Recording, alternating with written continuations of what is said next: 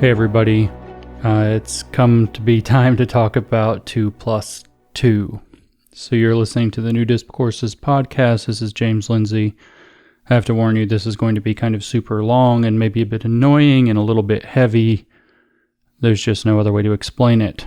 So we'll jump right in, try to talk about what this is all about. As many of you will have noticed on my Twitter feed in particular, but also around Twitter more generally, and in now some significant media outlets, people are starting to talk about 2 plus 2 and what it equals. Does it equal 4? Does it equal something else? And I wrote an article on New Discourses about a week ago talking about this called 2 plus 2 never equals 5 to explain the backstory and explain some of the material around it. And now here I am recording a podcast about it as well. So the basic backstory to kind of give you some idea of how this absurd situation where we now have people who identify themselves with social justice and then mathematicians and math educators beyond that defending the idea that 2 plus 2 equals 5, how that came about, how that happened, has a lot to do with me, as it turns out. In many respects, it's my fault. Way back in June, right after everything sort of blew up, I started this line of satirical, little quippy, almost Devil's Dictionary style meme cards that I started putting on Twitter and Instagram called Woke Minis. And one of my Woke Minis resulted from a conversation I had in a direct message with somebody who was asking me to explain how the postmodern ideology, the critical social justice ideology in particular, would think about a concept like 2 plus 2. I was asked, would they say 2 plus 2 equals 5? Would they say 4? Would they say 3? What would they say? And I tried to explain that the answer is actually that 2 plus 2 can equal 4, but it can also equal other things. So the exact phrasing I said was 2 plus 2 equals doesn't matter. And then they would add on to this that the idea that 2 plus 2 equals 4 comes from a hegemonic narrative about mathematics or hegemonic discourse within mathematics, and therefore should be held suspiciously.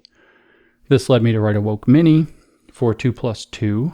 Wrote it like a dictionary entry, like all the Woke Minis, and it says 2 plus 2 equals 4, a perspective in white Western mathematics that marginalizes other possible values. So this was at the beginning of June that I first put this on Twitter, and as I had hoped, my followers would then download that and put it on Twitter where they thought it might apply.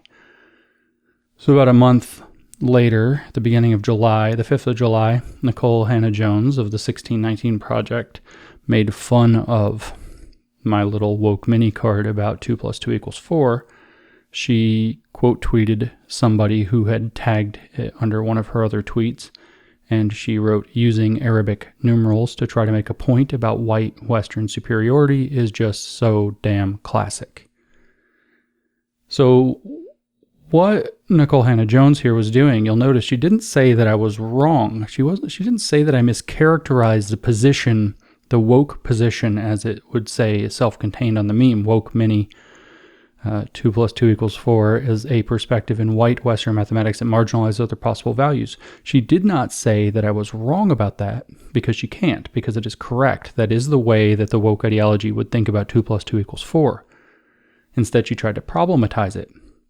She basically admitted that I was right by doing so, but rather than trying to refute this or say this is ridiculous or this is an unfair characterization, none of which are true, she said that I used Arabic numerals to try to make a point about white Western superiority and that this is so damn classic. Like, I don't even know how problematic I am because I'm obviously white and Western, and therefore it's a big problem. So once Nicole Hannah-Jones got involved, it became a thing. But little did most of us realize that it was already kind of a thing. Because in the broader context of what is and has been going on for years is a very particular kind of activism in mathematics education particularly that is trying to introduce either an ethnic studies mathematics program or what one researcher has called mathematics.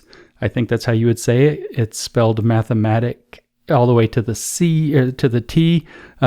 It's very hard to say this, and then just ends with an X. It's not ends with TIX. It ends in TX. Like the word just stops. And that's Rochelle Gutierrez, who's come up with mathematics. I'm not exactly sure if that's how you would pronounce such a thing. They are fans of unpronounceable words, kind of as a signal to people that they're doing their woke thing. Well, within the context of these math education radicals, revolutionaries really, we have one, and I apologize if I've mispronounced her name. I've tried to look it up and find out, and it didn't return results. Shraddha Sharude, the Secretary Director of the Washington State Ethnic Studies Project, and she's an ethnic math teacher, and she's been creating and disseminating a program that has now been installed in the Seattle city schools. It'll probably be extended to the Washington State school systems. And in some sense, it's being used as a model for an ethnic studies program that's up to become law in the state of California. So this is a significant activist in terms of her reach and influence. And she explicitly tied the issue of 2 + 2 = 5 to her ethno-mathematics education project by looking for a way to make 2 + 2 = 5 true in order to overcome objections that were being levied against her and her radical activist work. So there is a broader context here. So right after Nicole Hannah-Jones tweeted making fun of this, a number of math educators, primarily activists within math education, started to try to argue that it is in fact a white Western social construct and belief about knowledge that 2 + 2 = 4. And then 4 or 5 days later, I think 5 days later, we have Sharude coming in and making the point. She tweeted, "Help me respond to all those haters who said my ethnic studies framework claimed 2 + 2 = 5. So instead of dropping it at this point where she says, that it's obvious from the context here that she doesn't think that her ethnic studies framework says 2 + 2 = 5. Instead of dropping it at that point, she then tries to flip it over and says, how can we turn this into a true statement? The broader context of this particular tweet came, it can be read in another tweet where she said, and I quote, "The specific arithmetic attack phrase, meaning 2 + 2 = 5, came around last year after my team asked the question, who gets to determine what is right in math class in our ethnic studies math framework?" So there is a context in which for over a year, people have been trying to create an ethnic studies math framework. This has been installed.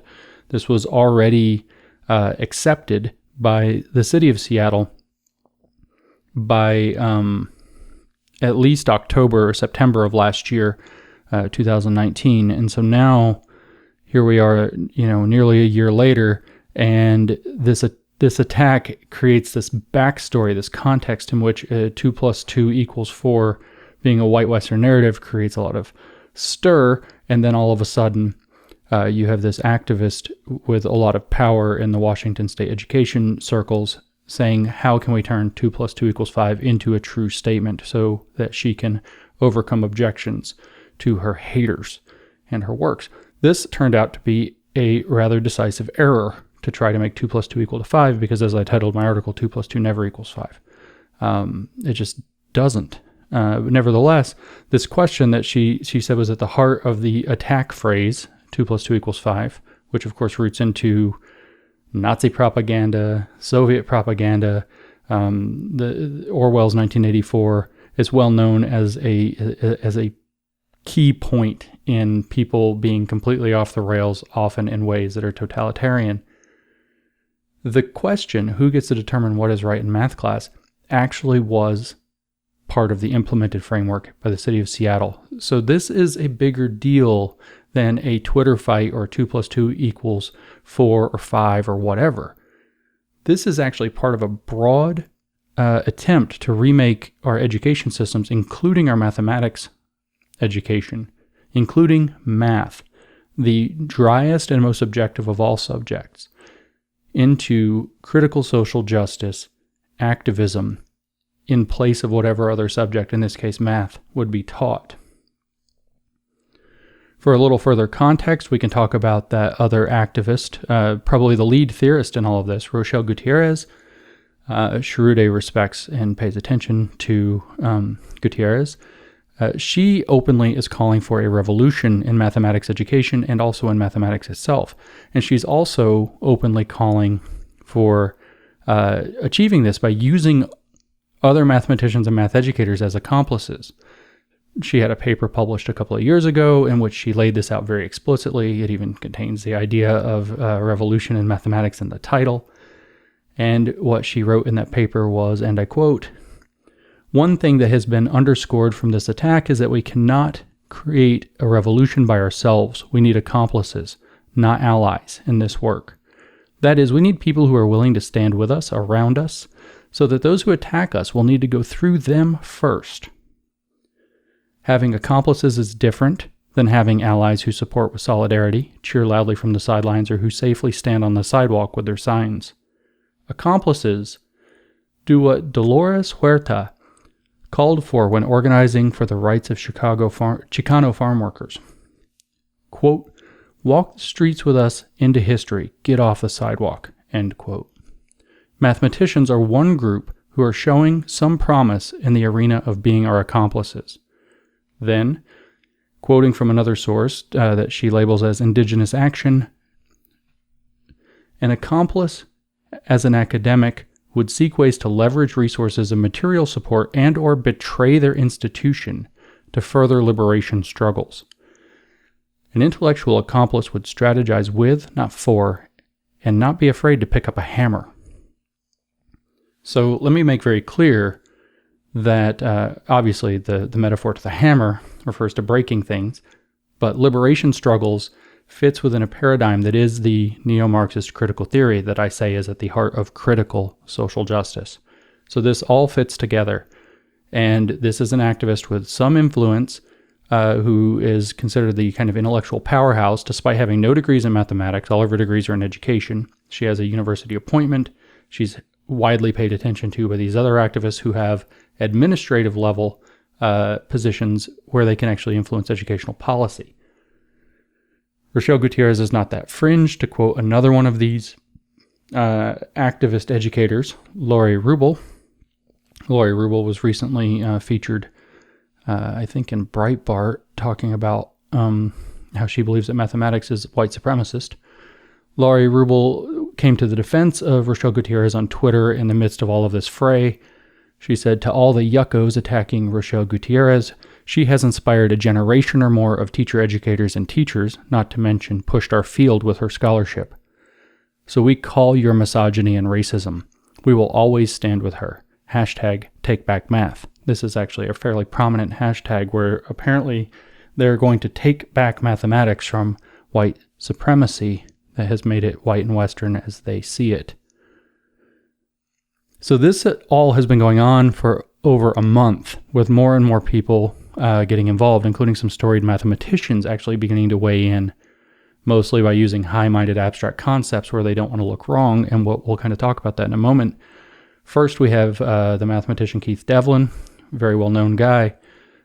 He's writing for the Mathematical Association of America's blog, and has a very thoughtful piece where he explains that 2 and 2 never technically make 4, but there are lots of ways that, 2 and 2 never technically make 5, that it always equals 4, but there are lots of ways in which mathematics is more complicated than this very simple arithmetic. And so he kind of soft sides with them, but not really. I don't think he knows that he's in, maybe he does, but I don't think he knows that he's in the fight that he's in with all these activists doing as much as they're doing. And part of the reason I think that he doesn't realize this is because they went after him for his article. Our friend Laurie Rubel, again, went after him on Twitter quite recently and said, I had similar concerns with your MAA blog post. And pardon the grammatical mistake here, but this is what she tweeted. These are felt like a form of betrayal from supposed allies whose allegiance to math, which has no pulse, no heart, aka the master's tools, while we're trying to dismantle the master's house, heard through Audre Lorde. So to give you a little context on what this master's tools, master's house thing is, Audre Audre Lorde was a black feminist, and in the, I think, early 1980s, it could have been the late 1970s, but I'm almost positive it was the early 1980s, Audre Lorde wrote this very famous piece called "The Master's Tools Will Never Dismantle the Master's House." This is obviously a metaphor to slavery, and basically she was making the case that the tools that built society as it is, this oppressive, apparently racist, white supremacist society, are not the tools that will dismantle it. She wasn't super explicit about what the tools are and aren't. She stayed very much in the realm of metaphor. But in 2017, another scholar, Alison Bailey, made it very clear that she's talking about the critical theory tradition, or at least that's how it's been interpreted since. The critical theory tradition draws off of neo-Marxism. This is something Bailey says very explicitly. It's to be distinguished from critical theory or thinking. It's a completely, critical theory and critical thinking are different traditions. And she says that the master's tools include things like soundness and validity of argument and epistemic adequacy, which is a fancy academic way to say knowing what you're talking about. So the claim then is that getting things right will never dismantle the society that we live in. So we have to step outside of the normal bounds of logic, the normal bounds, the normal rules. And here we have Laurie Rubel quoting that theme to problematize Keith Devlin for more or less saying that we should focus on the mathematics and that 2 + 2 in the context we always understand it always equals 4, and therefore not taking the full-on activist line, even though he kind of softly leaned into it, which in the context of what Rochelle Gutierrez said about having accomplices is a very interesting situation. It seems like Dr. Devlin has been made into something of an accomplice, probably unwittingly. Another one who I'm almost positive is completely unwitting is the Fields medalist at Cambridge, Timothy Gowers. He decided to weigh in on this on Twitter. So a Fields Medal is the equivalent of a Nobel Prize, sort of, in mathematics. But instead of giving out a Nobel Prize, a Fields Medal every year like they do the Nobel Prize, they give out a Fields Medal every 4 years. So it's kind of an even higher honor. It's very difficult to get one. And Timothy Gowers has one, which means he's an excellent, excellent mathematician. So he came in with a thread saying that, 2 + 2 = 4, but if you fiddle around with what the symbols mean, you can actually get a different result. And he gave kind of a very contrived example of a addition operator where he described meetings with breaks built into them and then a break between the meetings, so that if you have 2 meetings back to back with a break between them, and there's the way the breaks are structured, that you could have 2 meetings plus 2 more meetings ends up equaling 5 total breaks. It's a little bit contrived. You can see the hidden 1 is the break in between. We won't jump too hard on Gowers. It turns out in his thread, he decided to mention the trans issue for some reason connected to this, and fell afoul of trans activists for this, and was fairly viciously attacked on Twitter for it. Had to defend himself as feeling like he feels like he's fairly woke, or whatever that means. And so I'm pretty sure he's clearly not a witting accomplice to this mess. And then, because Kareem Carr, who was going to be something of a star of this show, a grad student in statistics at Harvard, a PhD student at Harvard in statistics, I should say, Kareem Carr turns out to be a big fan of Timothy Gowers, and so he retweeted this thread that it appeared where Timothy Gowers was supporting him. You're talking one of his math heroes, looks like he's supporting him in this kind of Twitter battle. He retweets it, but then there's this trans problematic thing in it. And so the trans activists went after Kareem Carr, very viciously telling him to stop it, just stop it. He's causing all this harm. Carr kind of has this meltdown. He's as woke as he is, maybe not full-on woke, but he's definitely going to be sensitive to it. And I'm going to make the case that he's more woke than he's letting on before we're done here. And so they go after Kareem very, very vigorously. And this led to Kareem feeling like he had to now disown his fandom of Gowers, writing, quote, "I'm sorry. I retweeted him without thinking about it. He was a hero of mine from when I was young, and I wanted to be a mathematician. And I got excited about him agreeing with me on the math aspect of the 2 + 2 = 5 nonsense." Well, this got Kareem in a lot of trouble. As we'll see, he got in trouble some more with this. So Kareem Carr becomes a very interesting character in this story. He's a grad student, like I said, in statistics at Harvard. So whether Kareem is there for there, especially on his Twitter, there in Harvard, but also on his Twitter account, just for math or for math plus politics is a little bit unclear. So the question, unlike with Keith Devlin, unlike with Timothy Gowers, is Carr a witting or an unwitting accomplice, according to Rochelle Gutierrez's specifications, is less clear. Kareem Carr, before Timothy Gowers and Keith Devlin got involved, jumped in to try to defend that in mathematics, it all depends on your axioms. So if you choose different axioms or different definitions, or if you define the relevant quantities in some real world way, then you can actually end up with something that looks like 2 + 2 = 5. He gave tons of bad examples of this. No good examples. He even later recognized this by writing that 2 + 2 = 5 is a particularly awkward example to have tried to work with. Yes, indeed, because 2 + 2 never equals 5, so defending it was probably a pretty bad move. He introduces clock arithmetic in a rather awful way we can talk about some more later. He introduces this chicken arithmetic where he says that if you take two chickens and you put the chickens together, sometimes they produce a chick. So you put one chicken with another chicken, so 1 + 1, and you come back and you know there's a chick. Now there are 3 chickens, so 1 + 1 can equal 3. This obviously just hides the 1, is 1 + 1 = 2, and then another chicken is born, so 2 + 1 = 3. It's not a good example at all. He gives an example of round-off error that 2.4 tends to round to 2, and 4.8 would round to 5, so 2.4 plus 2.4 equals 4.8. So if you round everything off to the nearest whole numbers, 2 + 2 = 5. This, of course, isn't equals. This is approximate equals. So it's not a very good example. He actually gives some very weird economic examples, talking about airplane ticket prices, and obviously it's rigorous math and accounting that would make it clear up these discrepancies. So he was trying. He was trying too hard, and fine. He ended up getting a lot of attention for this. He ended up getting to write an article, or help write an article for the 538 blog, which is very famous around election statistics and election polling. He ended up also being featured in a Popular Mechanics article that is so Foucauldian that it's almost unbelievable. We'll talk about that some more in a moment. And this is where things went really wrong for Kareem Carr, because our friend Laurie Rubel went after him too. You'll notice that she goes after a lot of people. So she went after Carr too, notably after he got a chance to do a 538 blog. In other words, he got status out of this. He even bragged on Twitter about how I had been engaging with his threads. He had gained thousands of followers. He thanked me for this, I think kind of snarkily, but maybe not. And then he ends up getting these articles. He gets this praise from his math hero that he ended up having to throw under the bus. Well, Laurie Rubel went after him because he increased his status, which is, of course, never okay in wokeland, and said, quote, "Part of the underreporting has to do with your own storytelling. Your discourse has squashed out women in math education for whom this particular conflict has always been essentially about race and, I guess, patriarchy.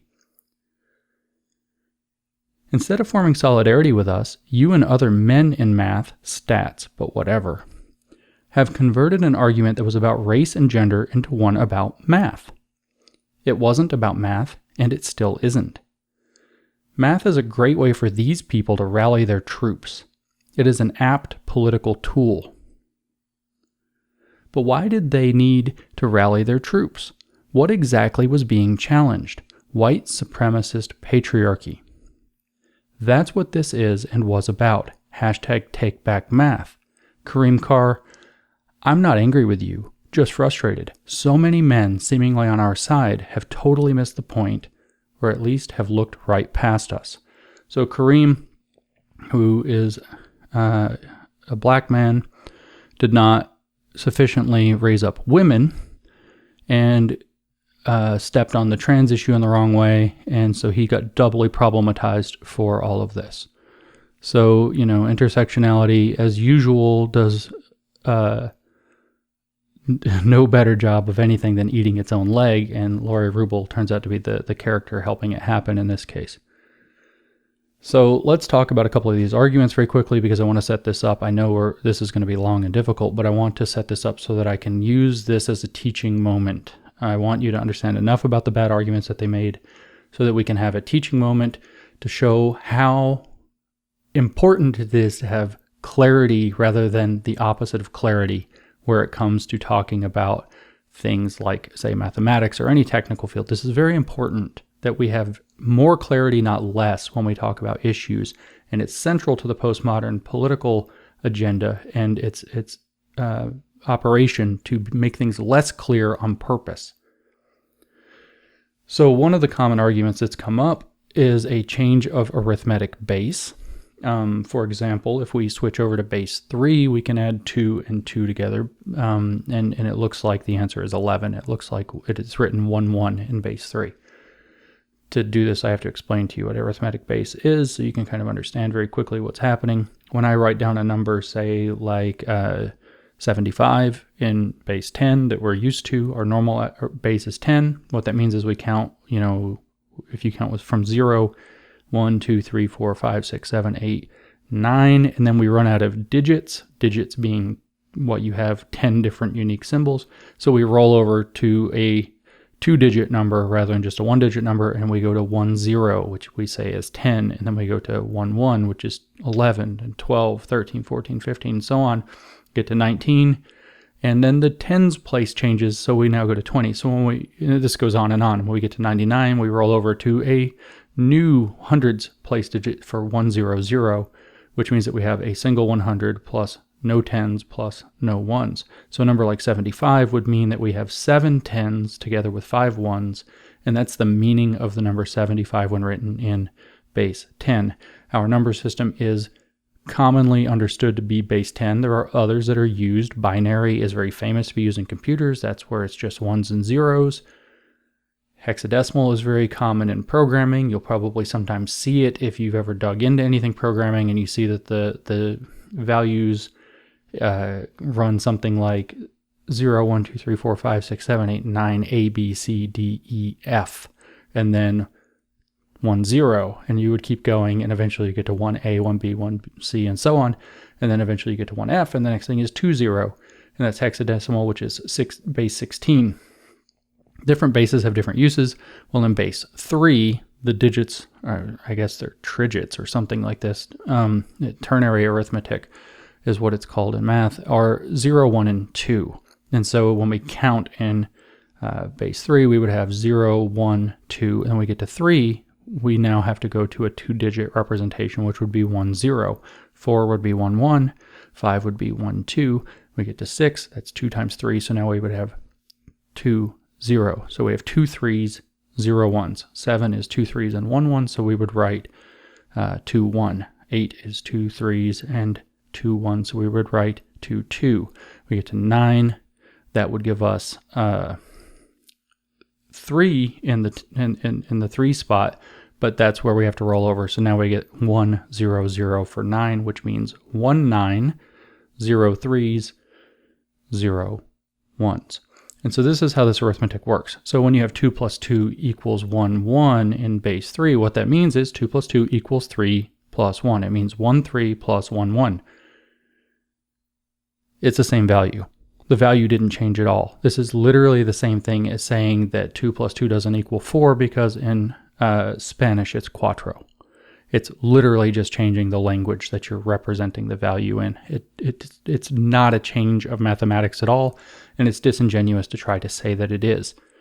So this was one of the arguments that they made, saying, and you'll note that it doesn't actually get you to 2 plus 2 equals 5. It gets you to 2 plus 2 equals what looks like 11 if you're in base 3. 2 plus 2 equals 100 is what it looks like if you're in base 2. 2 plus 2 equals 10 is what it looks like if you're in base 4. And if you're in base 5 or higher, 2 plus 2 just equals 4. So it doesn't ever work. It doesn't ever give you 2 plus 2 equals 5 anyway. It's a silly thing to have brought up. Another trick that they tried to bring up was modular arithmetic. And they did this in 2 different ways. It's tedious to have to try to explain mathematics in a podcast. So modular arithmetic is also sometimes called clock arithmetic. If you think about how a clock works, you have 1 through 12 on a normal clock. So the clock says 1, it says 2, it says 3, it goes all the way around, and then it gets to 11, and the next number is 12.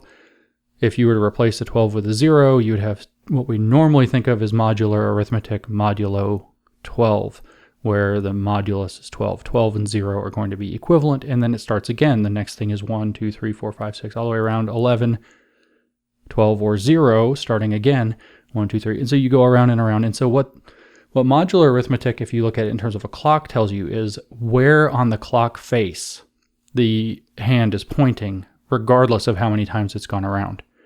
What it tells you mathematically is if you were to take an integer and divide it by, in this case, 12, what's the remainder? That's what it tells you. So when we have a number like 17, if we divide that by 12, we know 12 goes into 17 once, and it leaves a remainder of 5, so the hand would be pointing at the 5. And the way that we would say that is that 17 is equivalent, not equals, to 5 modulo 12. And that's why, military time actually kind of taps into this. So this is something people have actual real experience with. So they tried to bring up modular arithmetic. Turns out there is no integer modulus in which 2 plus 2 equals 5, with sort of one stupid exception. So without having to get into all of it very complicatedly, let's just look at the situations from 3 to, and then we'll look at 1 and see what happens. So when we look at dividing by 3, the residue classes is what they're called. The remainders, when you divide by 3, are possibly 0, 1, or 2. 0, 1, 2, 0, 1, 2. If we took all the numbers, 1, 2, 3, 4, 5, 6, going on forever, and then we wrote down underneath them 0, 1, 2, 0, 1, 2, 0, 1, 2, 0, 1, 2. And then we did either addition or, as it works out, multiplication. And the usual line, it turns out that the remainders play by the same rules. So if we added, say, 5 and 8 together, 5 and 8 equal 13, you could look straight down from 13. You would see if we actually did 0, 1, 2, 0, 1, 2, because 12 is divisible by 3, it would be 0, 13 would be 1. So we end up with 1. But if you look at 5, that's going to be a 2. If you look at 8, that's also going to be a 2 because they leave remainders of 2 and divided by 3. So 2 plus 2 is equivalent to 1 modulo 3. You never get 2 plus 2 is equivalent to 5 modulo 3, as it turns out. So when we look at 3, this is what we get. If we did it with 2 modulo 2, which just tells you if a number is even or odd, it would be the same thing. We write all the numbers out, and then we write underneath them 0, 1, 0, 1, 0, 1, 0, 1, 0, 1. So numbers that are odd are 1, and numbers that are even are 0 because they're evenly divided by 2. Numbers that are odd leave a remainder of 1 when divided by 2. That's the definition of even and odd. And in that case, what you would have is that 2 plus 2 is equivalent to 0 plus 0 is equivalent to 0 modulo 2. Now, we finally get to a place where 2 plus 2 can be 5 if we go to modulo 1, which nobody ever does, because all modulo 1 means is that every number is equivalent to every other number, because every number leaves a remainder of 0 when divided by 1. Any number divided by 1 is that number, whole, no remainder.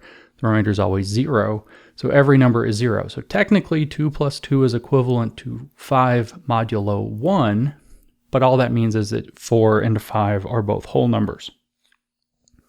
The way that Karim Carr presented the same idea was by presenting the group that's sometimes known as R mod Z, which is the reals modulo the integers, which means we're just going to consider the decimal value. So the idea of, say, 4.5 and 5.5 and 6.5 would all be the same because they have 0.5 as their value past the decimal place.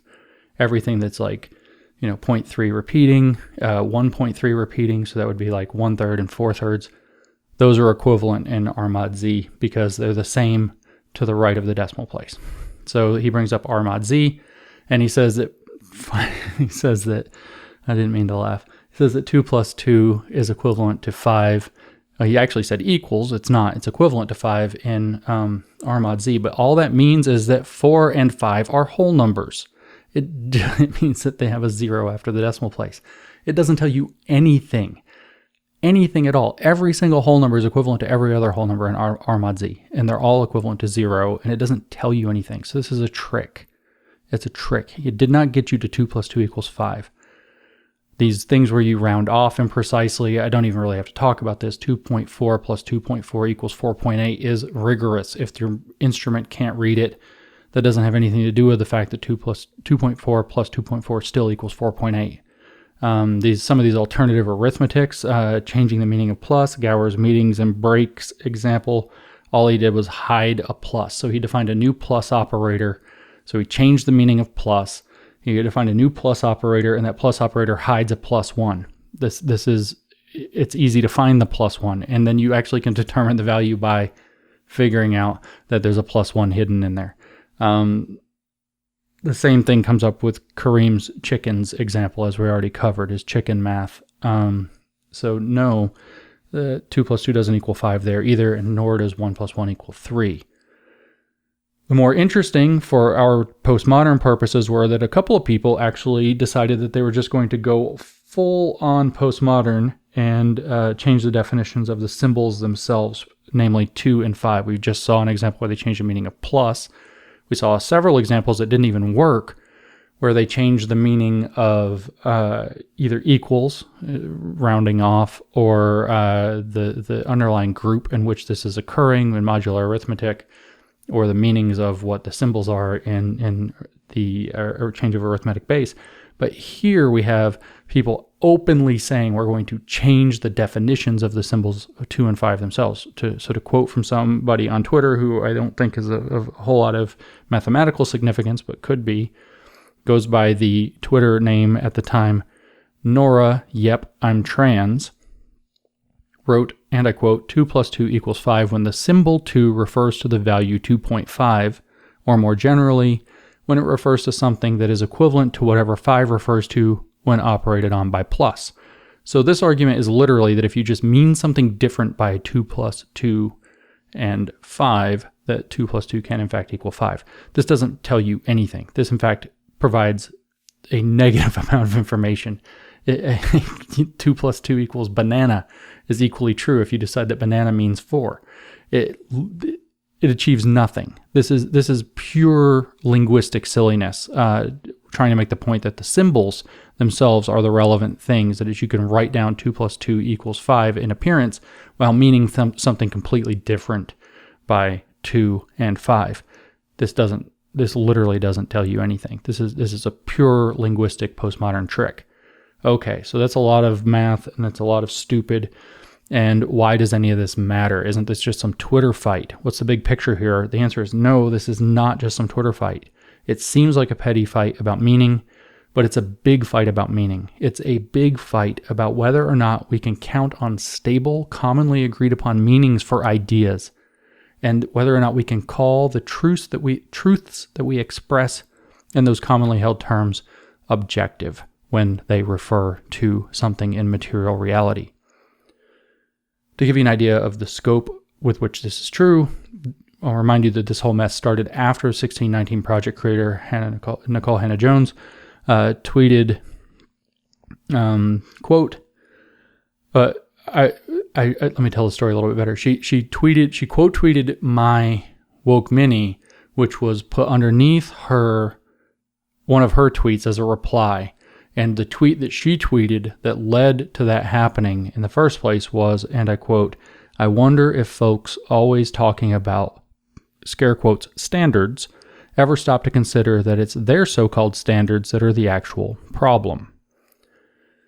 The reply underneath her retweet of my woke mini was from a person in the Studies of Science and Technology department at the University of Edinburgh, Michael J. Barani, and he quote tweeted himself saying that he fully signed on to Nicole Hannah-Jones's thing, and quote tweeted himself from something like a year ago where he had tweeted 1 plus 1 equals 2 is a hegemonic discourse, and don't let anyone tell you otherwise.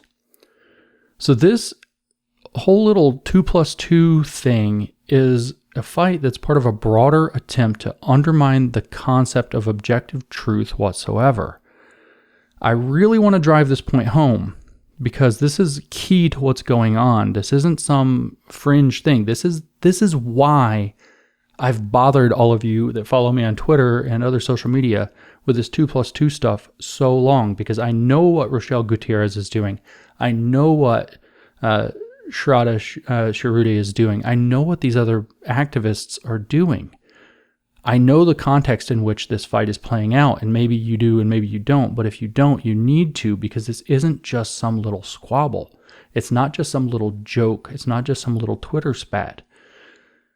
So right in the wake of the whole thing that blew up about a month ago, we have one of these mathematics educators and activists, Lee Melvin Peralta, tweeted, both the sociocultural / sociomaterial differences and the logical equivalence between 2 + 2 = 4 and 2 + 2 = 10 in base 4, meaning 1 0, 4 1 4, and 0 1s, count as math. The problem is the latter is commonly privileged, I think he meant the former, is commonly privileged as being more mathematical, probably because it favors a disembodied, universalizing worldview.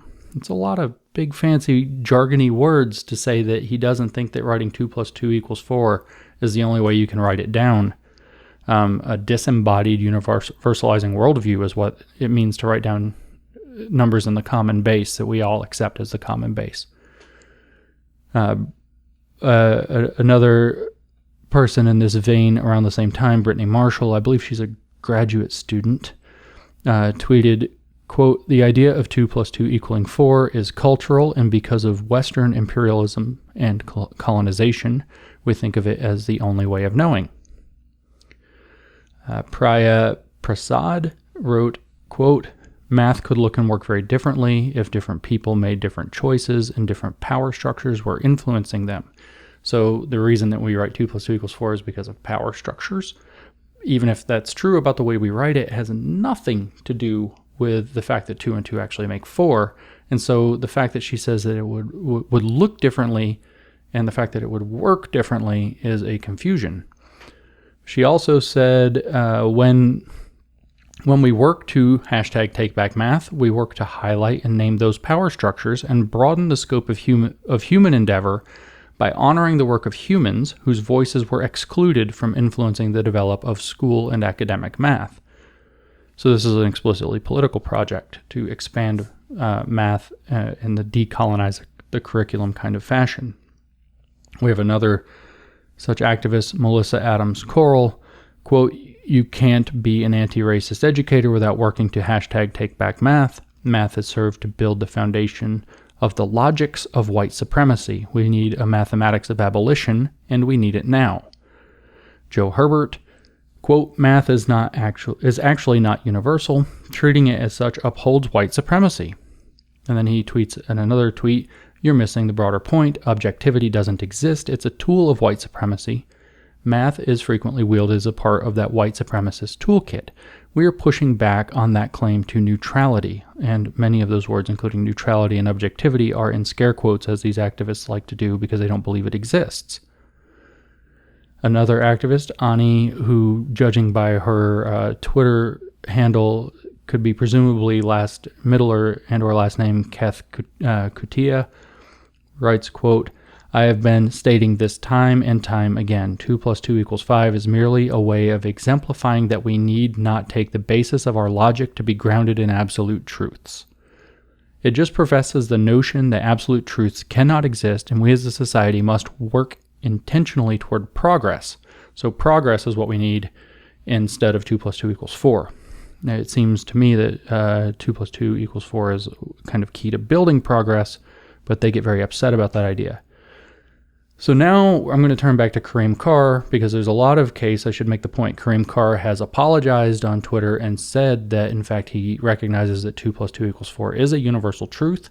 He's no longer trying to defend 2 + 2 = 5. He does say, however, that broader, higher-level math admits interesting things and that he still wants to talk about those.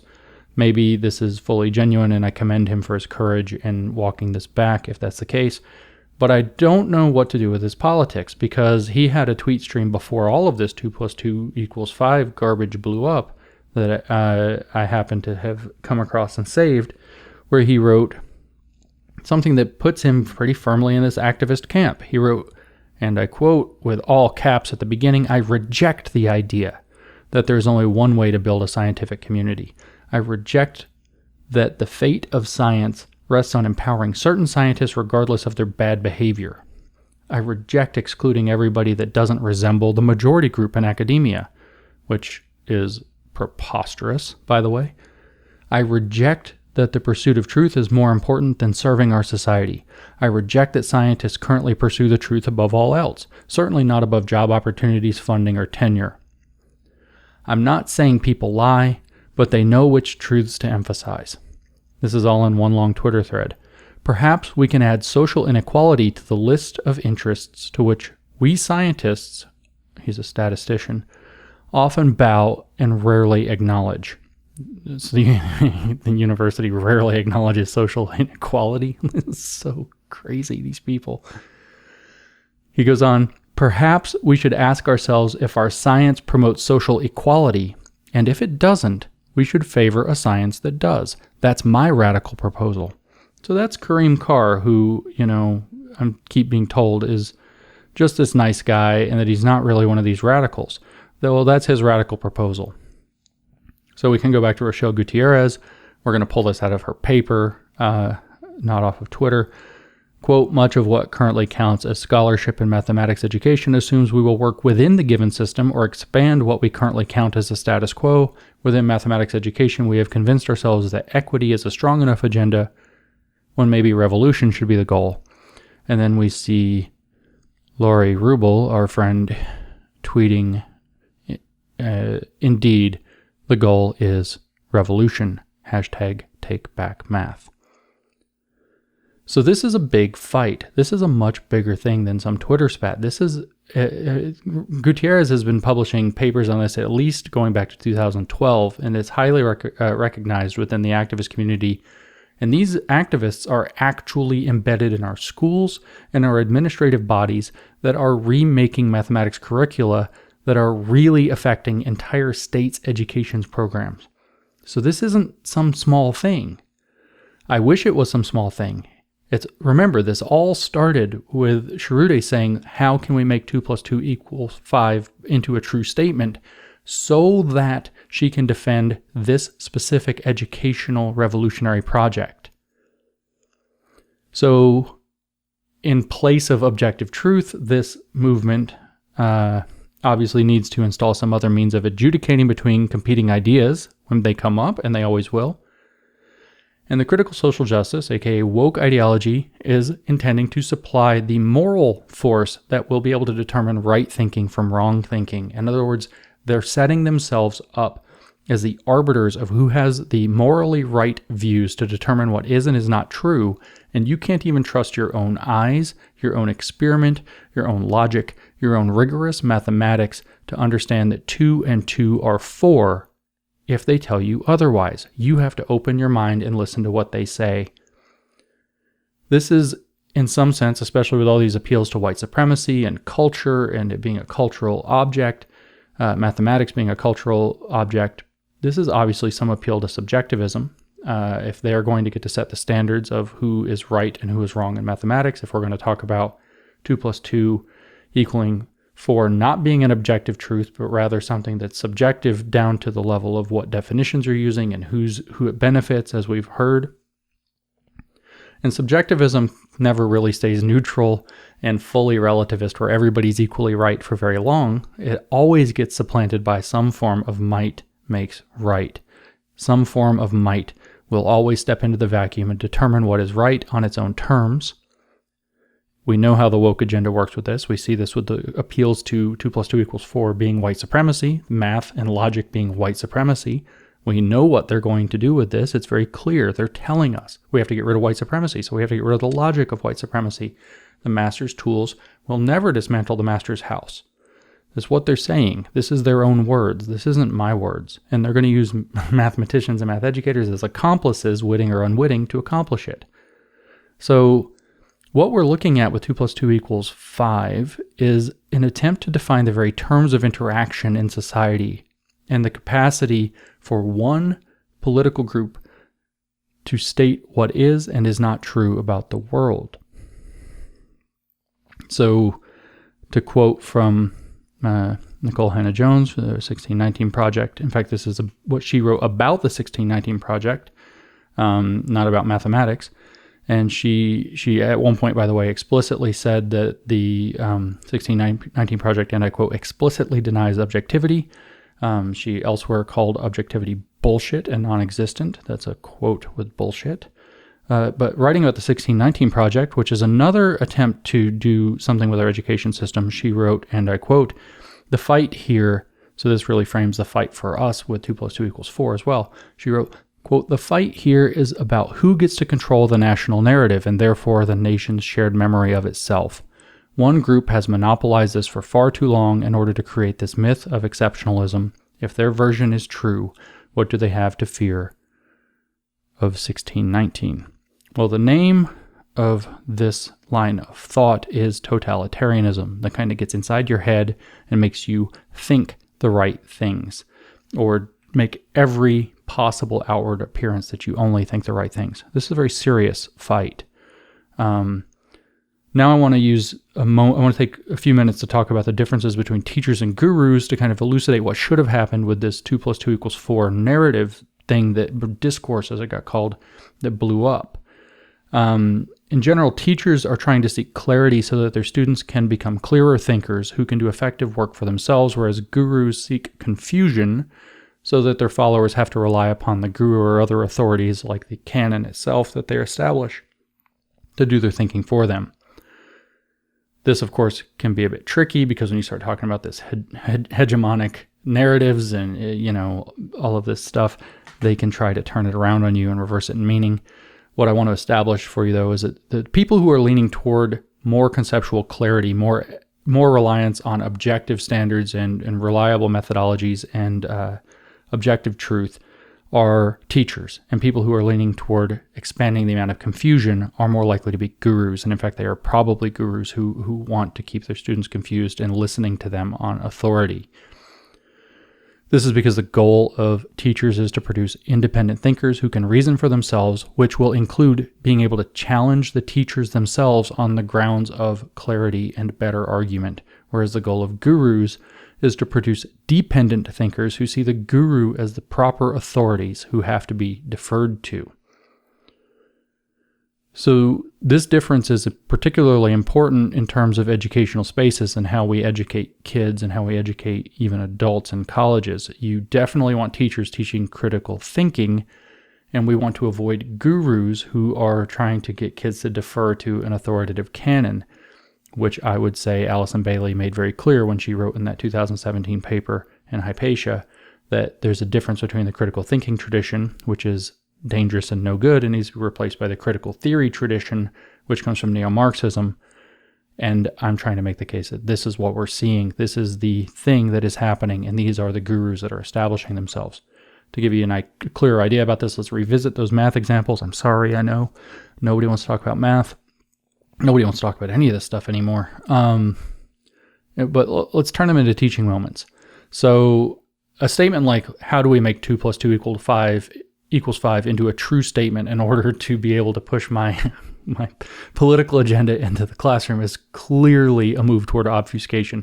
Looking for ways to make something false seem true on purpose is a call to obfuscate. It is not a call to clarity. It is a call to confusion. So I think we can declare the activists in that realm, certainly in the guru camp. A statement like 2 + 2 expressed in English, although it could be expressed in any other language, assumes a particular context. They like to bring up context, which is unambiguous. None of us who are over the age of young childhood are at all confused about what context is meant by 2 + 2. We know what 2 means. We know what plus means. Changing the numerical base is no different than changing the language. There's absolutely no reason to think that there's any reason we have to use, that we can't rely on the common base 10, and just assume it. Any base would work. All the math would work out the same. This is irrelevant. This is a canard. But 2 + 2 assumes a particular context, which is addition of integers. And this is unambiguous, and everybody knows it. And it reflects an objective truth that if we take 2 objects and we put 2 more objects with them, we get 4 objects. This is understood unambiguously in mathematical realism, which is where we would take objects and see it. It's also unambiguous in mathematical formalism, which Bertrand Russell worked very, very hard to work out many, many, many pages at 1 and 1 or 2. But if 1 and 1 are 2, and we accept the definition of what the word 4 means, then certainly 2 and 2 are 4. This is not ambiguous.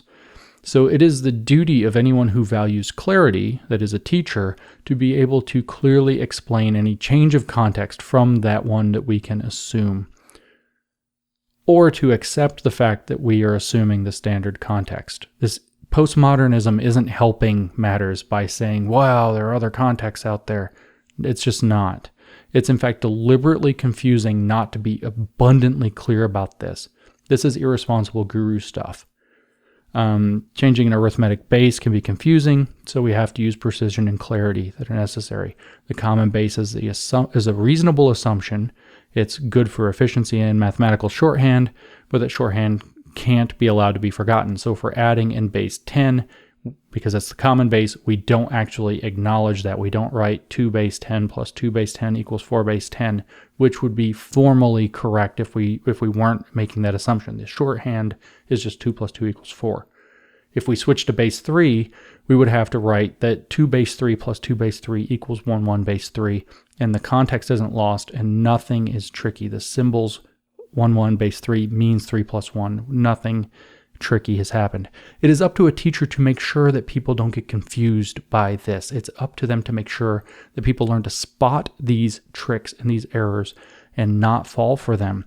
People who are trying to blow your mind with this as some like, ooh, math isn't always so stable. Oh, they aren't trying to get clarity. They are not teachers. They are trying to establish guru status.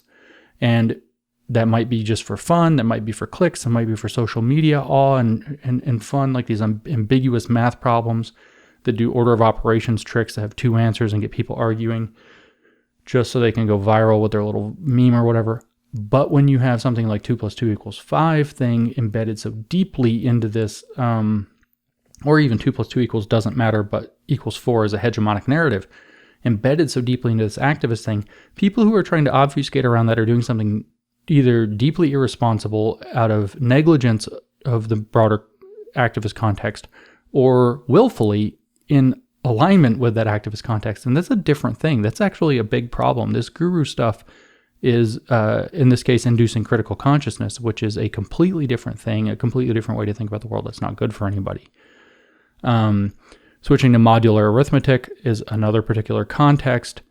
It has to be made clear. You have to teach your students when they're doing modular arithmetic that the symbols like 2 plus 2 don't mean the same thing as they did before. 2 now means the remainder class, where 2 is the remainder of whatever you're dividing by. It's not the regular 2. It's a different thing. You have to be clear and upfront about that. It's not about making cute little jokes and statements on Twitter. 2 actually means something different in modular arithmetic. Plus means modular plus. It means go around the clock face, if you will, which is a different kind of plus. Equals doesn't even exist in modular arithmetic.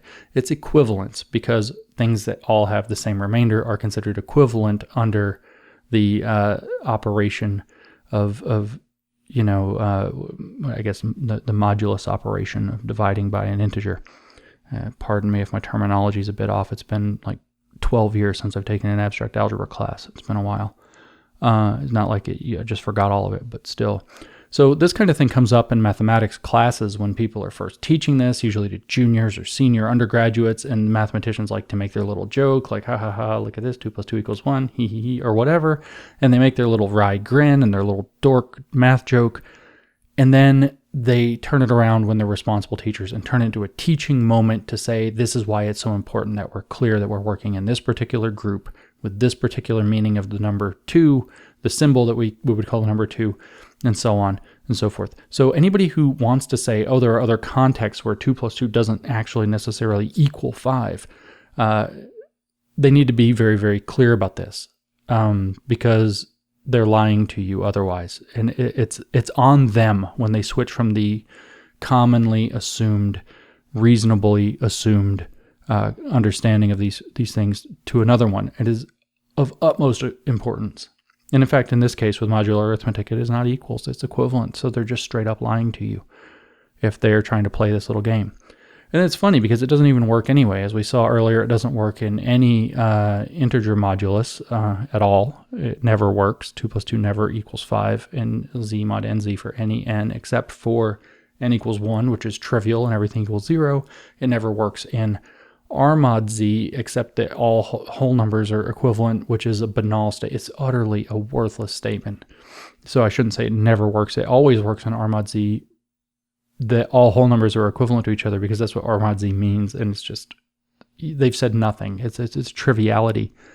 And to pretend that that's something other than it is to score rhetorical points is a trashy word game that deliberately introduces confusion rather than clarity. It's guru shit instead of teacher work. And then to use this in service of supporting or defending an ideology in the context of how do we make 2 plus 2 equals 5 a true statement, I mean, that's just, if that's the context in which somebody's knowingly working, now they're doing something borderline legitimately evil, because this is absolutely the attempt to fool people. So you have, I can't express actually how pissed off I am about this. You have people whose job it is to be clear about a subject that most people don't understand, then using their superior education in that subject to fleece people into something so that they can push an activist agenda that most people wouldn't want. And if they knew what it was and could understand the symbols, they would reject it and they would get upset. That's evil. It is evil. It is a complete malpractice of a mathematics professional to do something like that knowingly. It pisses me off to no end that this is going on like that. For those of them that know this, they know better too. They are not responsible professionals, and they should be held to responsible professional standards if they're going to claim a mantle like mathematician or math educator or statistician or whatever it happens to be. Same kind of thing with round off imprecision. So you have 2.4 plus 2.4 equals 4.8. So these round off to 2 plus 2 wavy equals approximately equals 5. Well, the thing is this is actually a very important point within engineering and physics, because we know 2 plus 2 doesn't equal 5. So if our instruments tell us 2 plus 2 approximately equals 5, we know our instruments are not very precise, or we know that there's some other form of error in our experiment. This means if our instruments lead us to this conclusion, 2 plus 2 approximately equals 5, we know something's wrong with our instruments or something's wrong with our experimental design, and we need to reconsider them. We need a better instrument. We need better design, because the math doesn't lie. So 2.4 plus 2.4 approximately equals 5, therefore 2 plus 2 approximately equals 5, is again a severe distortion. So when we put up the memes of like a crashed airplane with 2 plus 2 equals 5 on them, this is what we're talking about. You don't get to fudge those numbers. You have to, the math, if the math doesn't work out, that's when the engineer knows something has gone wrong. Something in the design is flawed. Something in the measurements that we're taking is flawed, and we need to go figure out what the problem is before we crash a plane into the ground and kill people. This one is serious. It's not funny to make cutesy little jokes about it and say, 2 plus 2 equals 5. It's just not. It's actually extremely serious. Because that's one with real world consequences. Like, this is crashed planes, bridges that fall down, and so on, and all the things that people are saying, oh, it's never about that. This is actually where that is. Introducing alternative mathematical systems or arithmetic systems. You know, clarity, I keep saying it, clarity is overwhelmingly necessary to good communication. And especially since a lot of these alternative arithmetics smuggled in weird assumptions like hidden ones or deliberate losses of clarity, like with the chickens, like as if, you know, some time goes by, you know, Seinfeld, yada, yada, yada, you know, I put a rooster with a hen, yada, yada, yada, 3 chickens, 1 plus 1 equals 3. No, that's not how this works. You know, this is deliberately bringing in a lack of clarity into something that should be made more clear. And again, the math doesn't lie, so it should tell us that something is off with our assumptions. Even when there are legitimate ways to redefine the plus operator, for example, to mean something different. I don't really accept Timothy Gower's example about the meetings and the breaks, but if we do, Mathematicians actually tend to use a different symbol for a modified plus operator. That symbol is called circle plus. It's a plus sign with a circle written around it so that you know that you're using an alternative addition that applies in a particular context. Again, the need for clarity is paramount. So you're either on the side of gurus who are trying to introduce confusion so that they can force people to rely on their greater wisdom, or you're working with teachers who are clarifying things so that everybody gets sharper. One of these leads to a prosperous society. The other one leads to cults. And you can work out which one's which. When we get to the straight up postmodern alternative meanings thing, like if you change the meaning of 2 and 5, then clearly 2 plus 2 can equal 5. This is straight up guru nonsense. There's no ambiguity at this point. There is, however, the ability for us to go look at this Popular Mechanics article that was written around the issue. Popular mechanics, again, crashed airplanes. It's a thing. So in this article, they titled this article, Why Some People Think 2 plus 2 equals 5. And then they literally could have cited Foucault. In fact, they should have cited Michel Foucault, postmodern philosopher, with this statement. They wrote, quote, how music is recorded and compressed is a model. Language is a model. Mathematics is a model. And troubled metrics like IQ are models too. It benefits no one, or perhaps only the people with power, to pretend that they're universal truths instead of engaging with the consequences of each model. Pure postmodern obfuscation. This is Guru City. This is completely irresponsible. It's ridiculous that this appeared in Popular Mechanics. It is a black mark on their record, an embarrassment to their legacy. Nobody who cares about machining or knows the level of precision necessary to machine metal, for example, or nobody who cares about having machines that work could possibly accept something like this. And again, it doesn't matter how you feel. This whole power thing, it doesn't matter what race the mechanic is. It doesn't matter what the power dynamics around the mechanic are. If the mechanic's having an off day or whatever, and they show up and they try to fix, they fail to fix the engine on a 787, it's very plausible that 300 people are going to die and a many multi-million-dollar aircraft is going to be destroyed needlessly. And to put this in Popular Mechanics is just absolutely almost unbelievable. They've had to completely abandon their mission to be cute like this and score points in the culture war, which is humiliating. So why and how this is happening, it's like I'm trying to convince you, this is an important issue. This is an important fight. So the purpose that we have going on with this whole battle is to erode any sense of stable meaning in the concepts that we use, and thus deny the objectivity of the truths that we can express in those concepts. Okay, do you get that? Erode any stable sense of meaning in concepts, and thereby deny that our concepts can express objective truths. That's what they're trying to do. That's what 2 plus 2 equals 5 discourse is all about. Why? Why would anybody do this? Because it enables them to appoint themselves as the only possible and appropriate arbiters of truths, because they have the right view of the world, the right power dynamics, whereas everyone else is somehow a very bad person or a very dumb person who shouldn't be listened to. And this is how they do the maneuvers that they do on people to get people to accept this crap. They try to make them feel bad, or they may try to make them feel dumb. So this activism trades off of making its opponents look either immoral or stupid. So let's elaborate on these in turn. They try to make the person that they're disagreeing with look immoral, and no one wants to look like a bad or an uncaring person, so it's very common. They call people racist. They say that it's white supremacy to believe in logic, to believe in math, to believe 2 plus 2 equals 4. They try to make you look like you're in affiliation with or complicit in some evil to do this. They also turn around and play a game that Asra Namani, a friend of mine, called wound collecting. So they go out and they throw this stuff on social media, they get criticized for it, and then they come and cry about the wounds that they collected in the process of putting this out there. It's kind of like a victimhood farming project or whatever. So this I don't really want to get too much into the stuff about myself that came up around 2 plus 2 equals 5, but it got so nasty and so ridiculous, I'm actually going to document it here.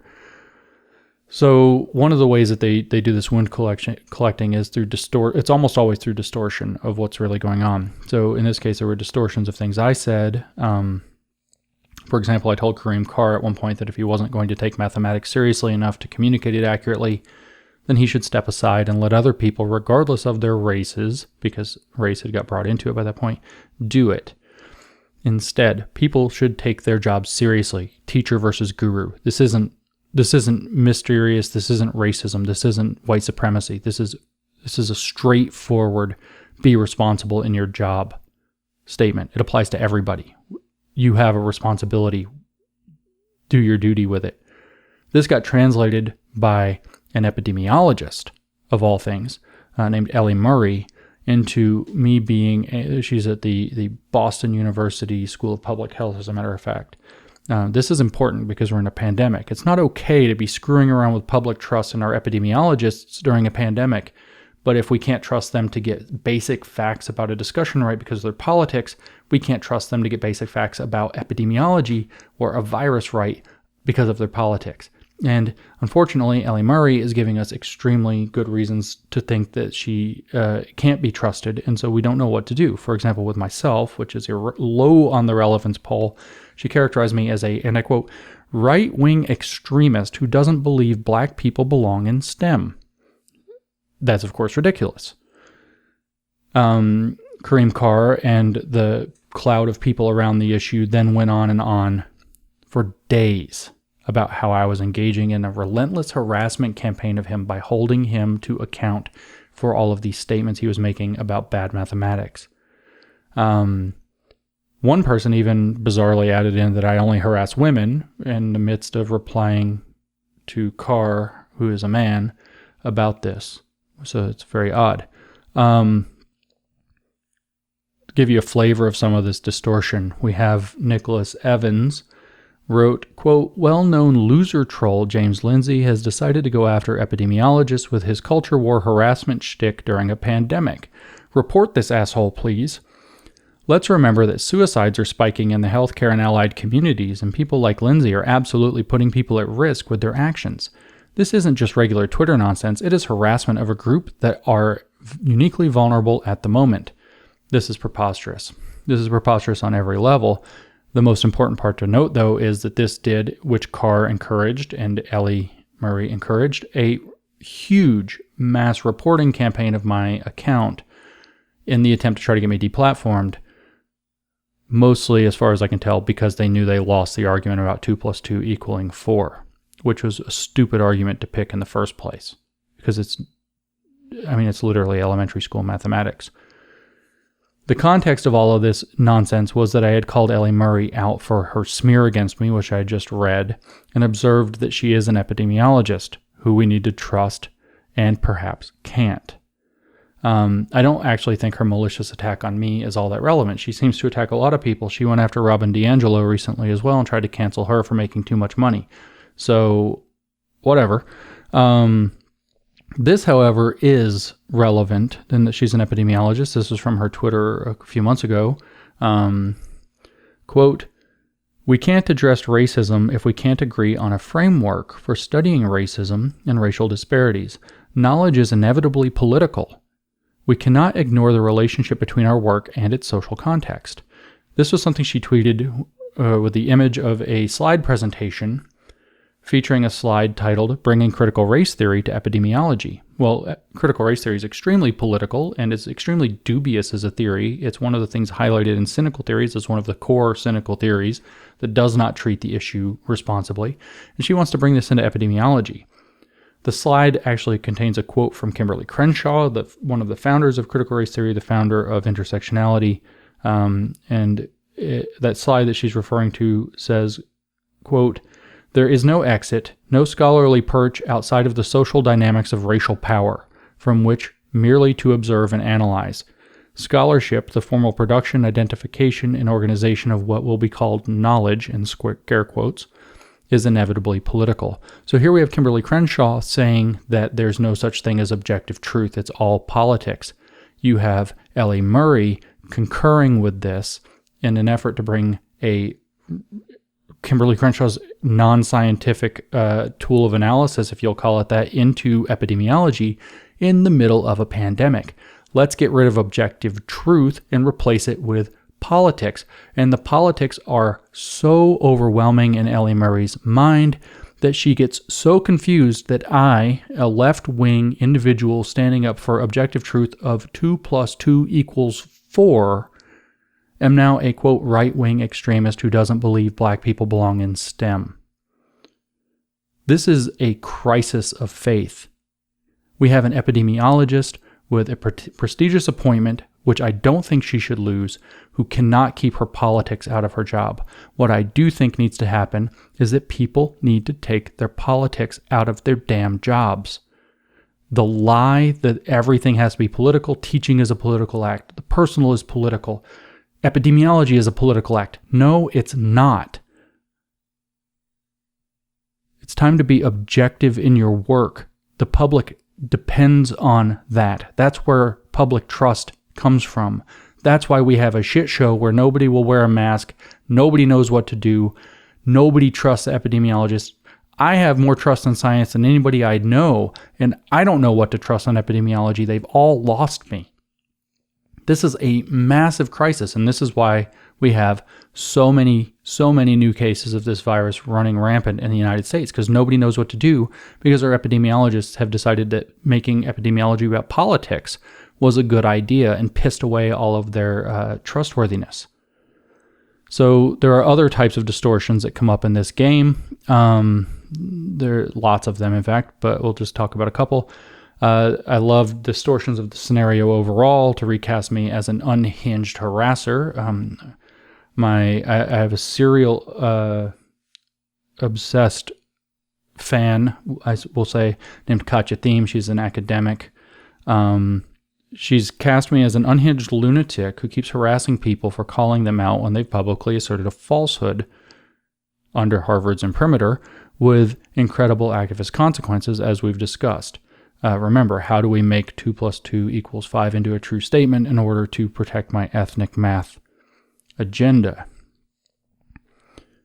So what did Katya say about me? She said, quote, "The animus and obsession with which James Lindsay has been attacking Kareem Carr is very vile. The words of someone who likes to pretend he speaks with the voice of objectivity itself. So here we have Katya denying objectivity and saying that I am ridiculous for saying that I can speak from a position of objectivity with the voice of objectivity itself, because I said 2 + 2 = 4. It's not like I made some really complicated statement here. There are also distortions of the context of the entire thing. Matt Solomon, I suppose that's how you say his last name. It's Solomon with an E on the end of it. Quote, 2 + 2 discourse is not about the sum or even really about the nature of math. It's about how so-called rational folks react violently to even the most innocent challenge to the status quo. So here again, now I'm recast as somebody who's trying to maintain the status quo. No, I'm not. I'm trying to resist radical intrusion of nonsense into our education systems and our other institutions. That's not the status quo, like everything has to stay the bad old days forever. And apparently this is a violent reaction to say, no, 2 + 2 = 5. No, sorry, I did it again. No, 2 + 2 = 4. No, 2 + 2 = 4. No, 2 + 2 = 4. Every time somebody says 2 + 2 = 5 or 2 + 2 = any other thing, or 1 + 1 = 3 because of chickens. No. So in this wound collecting process, I won't go deeply because Kareem Carr finally said in the end that 2 + 2 = 4 is an objective truth. But he did tweet in his wound collecting many times. But one of the later things that he actually said with this regard, after accusing me of racist attacks and sending racist trolls after him and all of this, which is not true, he added in, quote, "How can we say we live in a free country with free speech if we can't even be, quote, bad at arithmetic without being canceled? Who among us has never been wrong about math?" You know, like, what is he, Jesus? So the other vector that they try to do is to make people feel stupid. I won't go into as much depth on this one. It was immoral. The other thing they try to do is make people feel stupid. No one wants to be a fool who doesn't get it, especially academics who pride themselves on being smart. The last thing they want to be is the one person in the room who doesn't get it, some smart thing. So a lot of times early on in this whole debate about 2 plus 2 equaling 4 or 5, a lot of people would pop in, I think, with math credentials and say, any mathematician worth his salt can think of several examples where 2 plus 2 equals 5. No, they can't, because it doesn't. It just doesn't. So no one wants to be the dumb mathematician not worth his salt who can't think of an example or two. So when this comes across Keith Devlin's and Timothy Gower's paths, they have to not be dumb. They have to not be the mathematician not worth their salt. They have to be able to think of an example, and they cook up really contrived ones, and they're bad. And every one of these examples is contrived for one simple fact. 2 plus 2 never equals 5 unless you make extremely contrived distortions of the mathematics and the relevant quantities to make it happen. So let's circle back. I know it's getting really long to why this matters. Again, we talked about the big picture. Let's talk about the more focused small picture. The main reason that this matters so much is that if people can change the meanings of symbols and establish a paradigm in which they are themselves appointed the arbiters of what those symbols or words mean and when they mean what they mean, these people gain an incredible amount of control and power over everybody else. This is literally the seed of totalitarianism. This is a nightmare scenario if it's actually empowered and institutionalized. So we can quote about this from Philip K. Dick. He has a famous statement about this. He said, quote, "The basic tool for the manipulation of reality is the manipulation of words. If you can control the meanings of words, you can control the people who must use the words," end quote. And of course, this can be done very explicitly. It can also be done very subversively. We've seen lots of examples of the 2 plus 2 equals 4 or 5 discourse, but we see this happening all around us. 2 plus 2 equals 4 or 5, whatever, is a symbol of a broader trend to change the meaning of words and symbols so that they mean something different. Why? Because if you can change the meaning of the words, say, in a policy, you can change the policy without changing its wording. Same thing for contracts. If you can change the meaning of the words in a contract, the contract means something different now. Policy, law, contracts. You can change them with very little or no approval necessary outside of your own activist circle just by successfully changing the meanings of the words around and in those contracts or policies or laws. And we see this exact behavior very rampantly with a lot of words: racism, anti-racism, diversity, sexual assault and misconduct, trauma, harm, and they get leveraged against us all the time, and this is all very consequential. A good example is defund police, because it allows to push a very radical agenda alongside, simultaneously, in one 2-word phrase, defund police, they can push an extraordinarily radical agenda of defunding the police, literally, alongside what seems like a much more reasonable claim at the same time, which is to give them less money or to reboot how they operate or so on and so forth. This ambiguity in interpretation is not safe or smart, and again, it is not the stuff of people who are taking their positions or their roles seriously.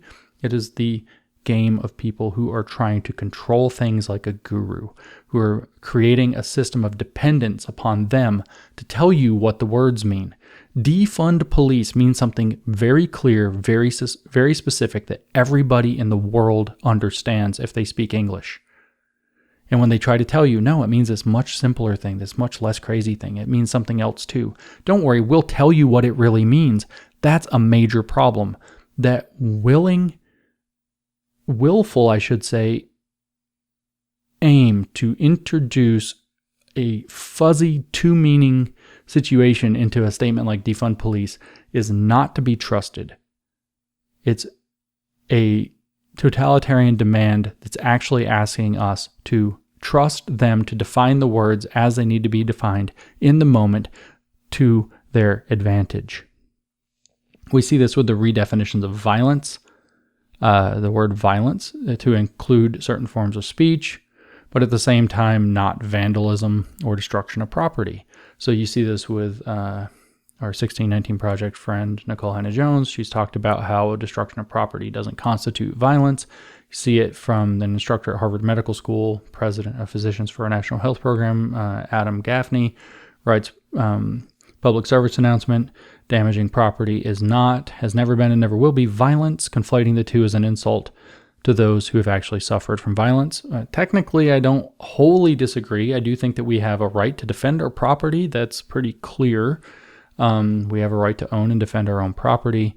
Whether we call it violence or not can be a semantic issue. But if we're going to say that,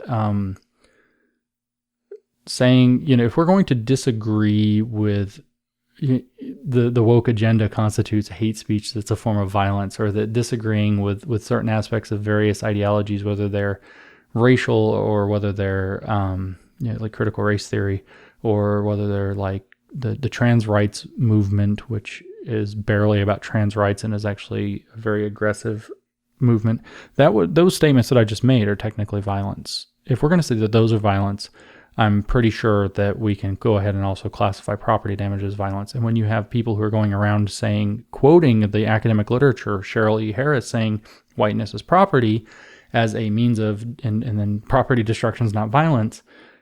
So destroying whiteness is also not violence. I mean, this becomes a thing, right? Because then white people automatically benefit. This is not the way to go. I'm not getting into some weird white genocide thing or anything like that. This is me pointing out that people who are being intentionally unclear with important language are not people we should put our trust into. This is the totalitarian move. This is not the way to do responsible policy in a functional society.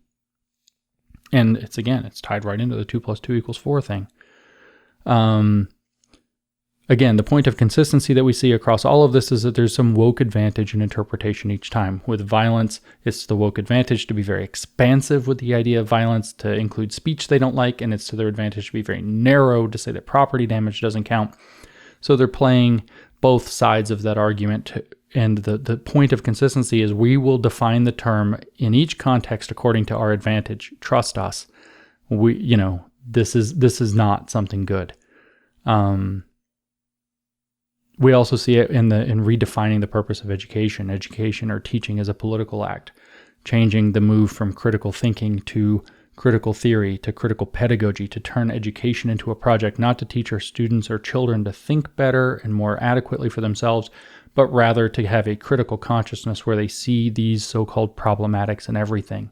The attempt to build a 2 + 2 = 5 ethno-mathematics or ethnic studies mathematics program, as Shraddha Sharude, whose handle on Twitter refers to ethnic studies math activism, said, quote, "Help me respond to all of those haters who said my ethnic studies framework claimed 2 + 2 = 5. How can we turn this into a true statement?" This is embedded within the program that Sharude, as we talked about earlier, this arose from her having to defend the questions being asked in her Seattle-based ethnic studies program, including mathematics. We can look at that document on the state website, the government website. And so we have subject heading in their mathematics document for ethnic studies mathematics. Subject heading, it's almost all questions. So broad question, where does power and oppression show up in our math experiences? This is something to take into our K-12 education program, by the way. That's a leading question in this program. Where does power and oppression show up in our math experiences? Under this heading, you have a few topics like who holds power in a mathematics classroom? Who gets to say if an answer is right? Can you recognize and name oppressive mathematical practices in your experience? How does data-driven processes prevent liberation? The grammatical error is in the original. This is what they want to teach in place of mathematics, is explorations of questions like this. And another subject heading, quote, what does it mean to do math? A topic under that is, how important is it to be right? What is right? Says who? The broader context of theory is that you always have to ask whose interests are served by a hegemonic discourse. So whose interests are served by something like 2 + 2 = 4, and whose interests are harmed by that? And if it turns out that white Western perspectives in mathematics are benefiting from 2 + 2 = 4, they are to be held with suspicion. Again, how important is it to be right? What is right? Says who? Another subject heading: how is math manipulated to allow inequality and oppression to persist? Further down, it gets asked, what is legitimate as math? So this is an attempt to remake mathematics to be about this stuff. I've had a chemistry professor reach out to me to talk to me about the emergence of ethnochemistry. Ethnic studies is being put up. It's already the case that ethnic studies is required in the Seattle school system. It's just recently been brought into the University of California collegiate system, university system, and it's on the table in a very radical form. The proposal is available online in the entire state of California K-12 system, which talks about literally how we have to focus on things like, I don't even know how to pronounce this, I'll say herstory instead of history, because you have to get rid of the his at the beginning, HIS, wouldn't replace it with her, HER, except they didn't replace it with HER, they replaced it with HXR. And in the original document, which has now changed, they said that it is X-disciplinary and then listed about a bajillion things, including no discipline whatsoever, as the disciplines in which this ethnic studies is going to be brought into all of the subjects. And again, this is supposed to be K-12, so this will be our math classes, our science classes, our history classes. According to some guy in Chicago, we're not even going to have those anymore because they uphold white supremacy to teach history, apparently. But if we were to replace them with ethnohistory, all of them become a vehicle to teach critical social justice, consciousness raising in place of doing actual subjects. This is what they want to bring into our classrooms with our kids. The argument on Twitter, again, the argument on Twitter over 2 + 2 = 5 was actually initiated by an activist who is highly placed, secretary, director of a program to bring this into the Washington state school systems. 2 + 2 = 5, explicitly, how do we turn this into a true statement in order to defend my program, my activist program I'm trying to remake our education system with? It's not a small fight. It's not a Twitter spat. It's so hard to communicate that. It's so frustrating.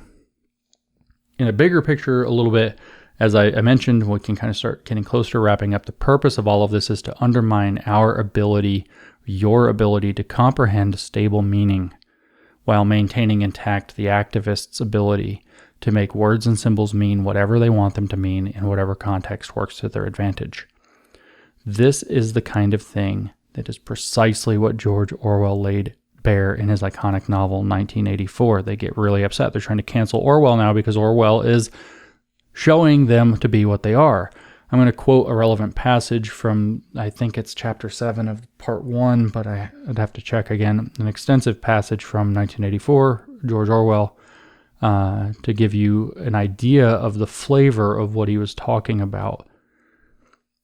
Quote, he wondered, as he had many times wondered before, whether he himself was a lunatic. Perhaps a lunatic was simply a minority of one.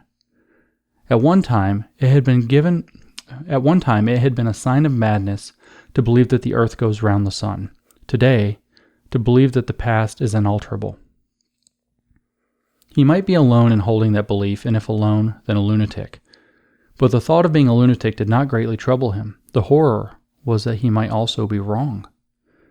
He picked up the children's history book and looked at the portrait of Big Brother, which formed its frontispiece. The hypnotic eyes gazed into his own.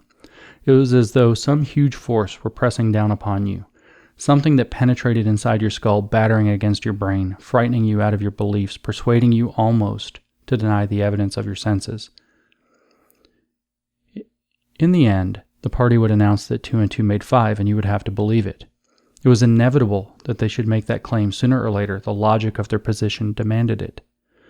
Not merely the validity of experience, but the very existence of external reality was tacitly denied by their philosophy. The heresy of heresies was common sense. And what was terrifying was not that they would kill you for thinking otherwise, but that they might be right. For after all, how do we know that 2 and 2 make 4? or that the force of gravity works, or that the past is unchangeable. If both the past and the external world exist only in the mind, and if the mind itself is controllable, what then? But no, his courage seemed suddenly to stiffen of its own accord. The face of O'Brien, not called up by any obvious association, had floated into his mind. He knew with more certainty than before that O'Brien was on his side. He was writing the diary for O'Brien, to O'Brien. It was like an interminable letter which no one would ever read, but which was addressed to a particular person and took its color from that fact. The party told you to reject the evidence of your eyes and ears. It was their final, most essential command. His heart sank as he thought of the enormous power arrayed against him, the ease with which any party intellectual would overthrow him in a debate, the subtle arguments which he would not be able to understand, much less answer. And yet he was in the right. They were wrong, and he was right. The obvious, the silly, and the true had got to be defended.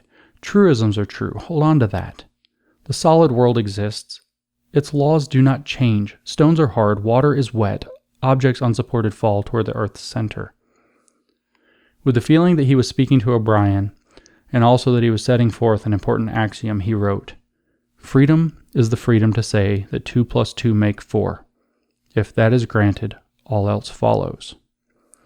So this is all a part of a much bigger issue than whether or not 2 + 2 = 4, which is clearly a small thing.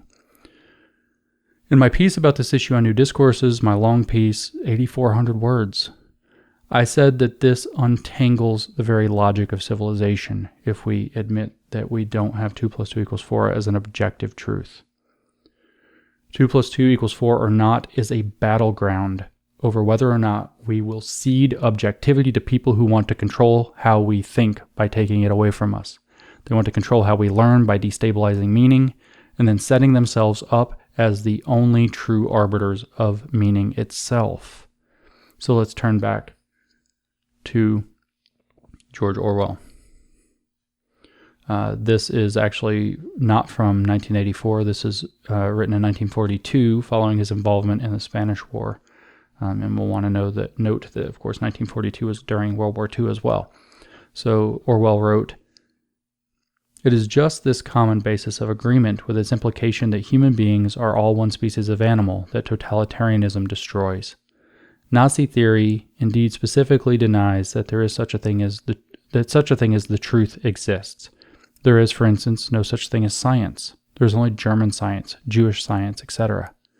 The implied objective of this line of thought is a nightmare world in which the leader or some ruling clique controls not only the future but the past. If the leader says of such and such an event it never happened, well, it never happened. And if he says that 2 and 2 are 5, well, 2 and 2 are 5. This prospect frightens me much more than bombs, and after our experiences of the last few years, that is not a frivolous statement." So we'll compare Nicole Hannah-Jones about the 1619 Project. As she said, quote, "The fight here is about who gets to control the national narrative, and therefore the nation's shared memory of itself. One group has monopolized this for too long in order to create this myth of exceptionalism. If their version is true, what do they have to fear of 1619? As for 2 + 2 = 4, I want to remind you, they chose this battleground. They decided they wanted to make 2 + 2 = 5 into a true statement so that they could defend their activist agenda in our educational system. They chose this battleground because they had to. It is the rock bottom point of their ideology. Freedom is the freedom to say that 2 + 2 make 4. If that is granted, all else follows."